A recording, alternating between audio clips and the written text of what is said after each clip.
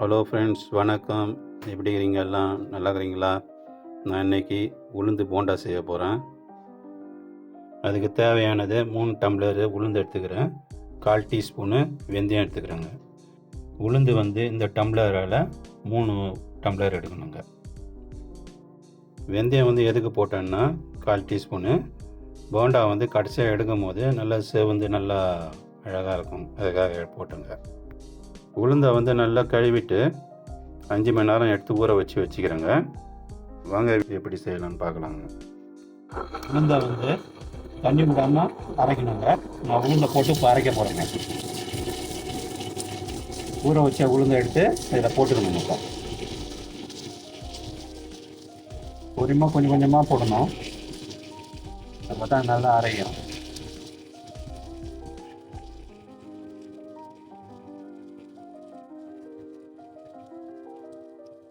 உளுந்தை போட்டுட்டு தண்ணி ஊற்றக்கூடாது. உடனே கொஞ்சம் கொஞ்சமாக அரைஞ்ச பிறகு, நல்லா அரைஞ்ச பிறகு கொஞ்சம் கொஞ்சமாக ஊற்றணும், தெளிக்கணும். ஊற்றக்கூடாது தண்ணி கொஞ்சமாக தெளிச்சிக்கிறேன். இப்போ அரைட்டங்க, தேவைன்னா ஊற்றிக்கலாங்க அப்புறமா.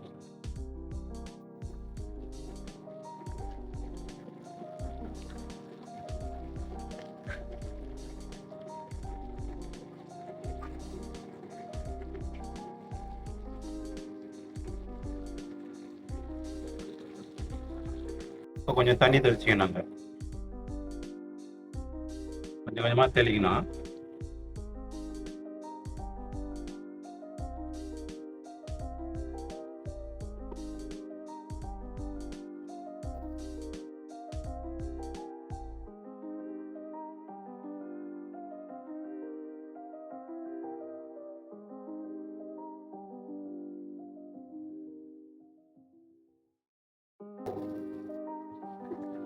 இந்த அளவுக்கு மஞ்சள் எடுத்துங்க. இந்த அளவுக்கு மஞ்சள் போதும், இந்த அளவுக்கு போதும். இந்த அளவுக்கு மஞ்சள் எடுத்து இப்போ எடுத்துடலாங்க. மாவு ரெடியாக ரெடியாக எடுத்து வச்சுக்கிறேங்க. இப்போ வெங்காயம், பச்சை மிளகாய் இதெல்லாம் கலக்கணும். கலந்து காட்டுறேங்க. இப்போ 2 ஸ்பூனு அரிசி மாவு எடுத்து இதில் போட்டுக்கணுங்க.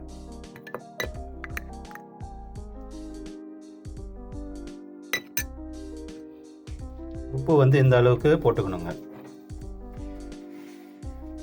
மிளகு பாதி கரண்டி போடுறேங்க பவுட்ரு. ஏன்னா முழுசு போட்டாக்க பசங்க சாப்பிட மாட்டாங்க, அதனால் பொடி பண்ணி வச்சுருந்ததை போடுறாங்க. காரத்துக்காக கொஞ்சம், ஏற்கனவே பச்சை மிளகா போடுறோம், இதுவும் கொஞ்சம் போட்டுக்கணுங்க. கேரட் எடுத்து சீவி வெட்டி வச்சுக்கிறேன். 2 வெங்காயம், புதினா கொத்தமல்லி கொஞ்சம், தேங்காய் சீவி வச்சுக்கிறேன். 4 பச்சை மிளகா, கொஞ்சம் இஞ்சி வெட்டி வச்சுக்குது, கருவேப்பிலை கொஞ்சங்க. இதெல்லாம் இந்த மாவில் கலக்க போகிறோங்க.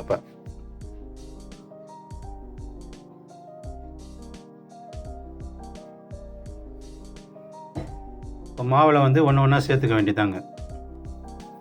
வெங்காயம், புதினா கொத்தமல்லி, கருவேப்பிலை, தேங்காய், பச்சை மிளகா, இஞ்சி, கேரட், இது எல்லாத்தையும் போட்டு கலந்துக்க வேண்டியதாங்க. இப்போ கலந்துட்டு நல்லா கலக்கணுங்க.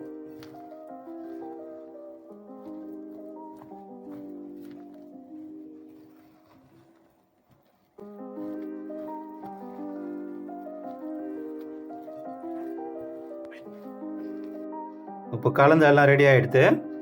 வாங்க போண்டா போடலாம், பார்க்கலாம்.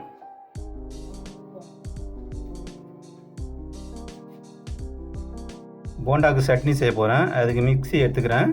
அது கொஞ்சம் பொட்டுக்கடலை, கொஞ்சம் அரை மூடி தேங்காய் எடுத்துக்கிறாங்க. 2 பூண்டு, கொஞ்சம் இஞ்சி வச்சுக்கிறேங்க. 2 ஸ்பூனுங்க பொட்டுக்கடலை, கூட 4 பச்சை மிளகாய் போட்டுக்கிறாங்க.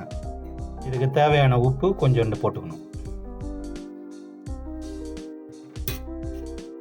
அரைச்சி எடுத்துன்னு வந்துடலாங்க. தேங்காய் சட்னி ரெடி ஆகிடுது.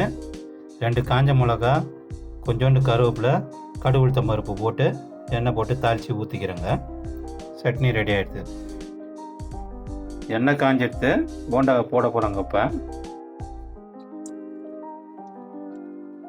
இந்தமாரி இந்த சைஸுக்கு போட்டுக்க வேண்டியதாங்க. கரெக்டாக ஒரு மீடியம் சைஸுக்கு வச்சுக்க வேண்டாம். எட்ட போடணும், கிட்ட போடக்கூடாது, ஏன்னா ஒட்டிக்கும். பார்த்து பத்திரமா போடணும். மேலே தெரிக்கும் எண்ணெய். இந்தமாரி வந்து மேலே வரங்க. லைட்டாக திருப்பி போடணும். இப்போ தான் திருப்பி போடணும் அதுமாரிங்க.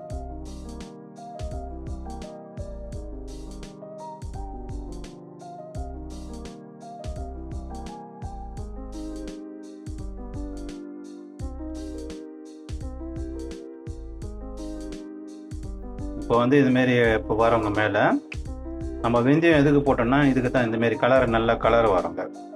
வெந்தயம் போட்டதுனால இந்தமாரி கலர் நல்லா வரும்.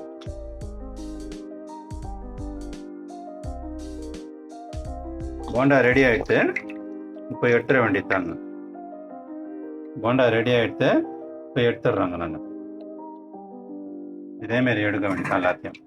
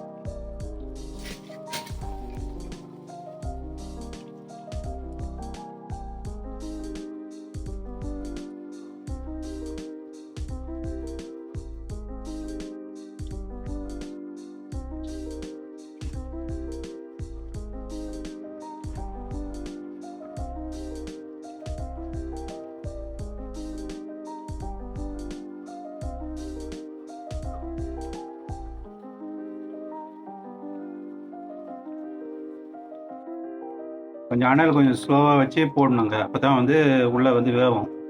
இல்லைன்னா உள்ளே வேகாது. அனல் குறைச்சி வைக்கணுங்க. சிறு அனலில் வேகுங்க. அப்போ தான் நல்லா.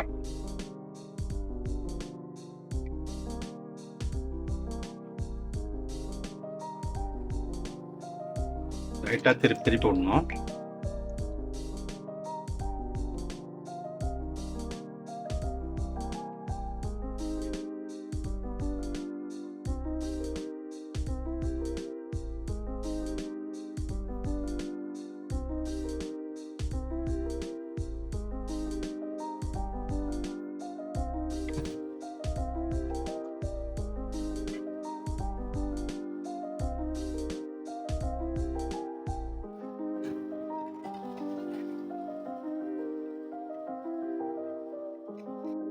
உளுந்து போண்டா ரெடி ஆகிடுது. கூட சட்னி வச்சுக்கிறேங்க, தேங்காய் சட்னி. இதேமாரி செஞ்சு பார்த்துட்டு எப்படி இருக்குதுன்னு கமெண்ட்டில் சொல்லுங்கள். லைக் பண்ணுங்கள், ஷேர் பண்ணுங்கள், சப்ஸ்கிரைப் பண்ணுங்கள். முக்கியமாக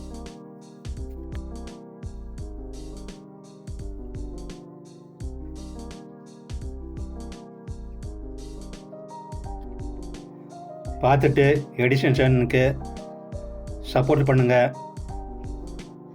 இதேமாரி செஞ்சு சாப்பிட்டு பாருங்கள். நல்லாயிருக்கும், சூப்பராக இருக்குங்க, டேஸ்ட்டாக இருக்குது.